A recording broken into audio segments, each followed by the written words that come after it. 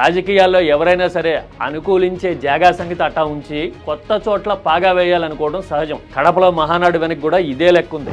ఎందుకంటే నిజానికి ముందు నుంచి కడప టీడీపీకి అంత హోల్డ్ ఉన్న ప్రాంతమేమీ కాదు. మొన్న ఎన్నికల్లో అన్నమయ్య, కడప జిల్లాల్లో 13 సీట్లుంటే వైసీపీ కేవలం 4 సీట్లు మాత్రమే గెలవగలిగింది. కూటమి 9 సీట్లు గెలిచింది. ఇది ఫినామినల్ పర్ఫార్మెన్స్. గత 30 ఏళ్లలో ఎప్పుడూ టీడీపీకి అనుకూలంగా ఇలాంటి ఫలితాలు రాలా. గతంలో టీడీపీ ఎప్పుడన్నా బ్రహ్మాండమైన రిజల్ట్ సాధించింది అంటే అది 1985 ఎలక్షన్లో ఎన్టీఆర్ కంబ్యాక్ ఎలక్షన్. అది ఆ ఎన్నికల్లో పులివెందుల, కమలాపురం, రాయచోటి నియోజకవర్గాల్లో మాత్రమే కాంగ్రెస్ గెలవగలిగింది. మిగతా అన్ని చోట్ల టీడీపీనే గెలిచింది. రాజశేఖర్ రెడ్డి, మైసూరారెడ్డి లాంటి బలమైన నాయకులు ఉండటం వల్ల ఆ స్థానాల్లో కాంగ్రెస్ గెలవగలిగింది.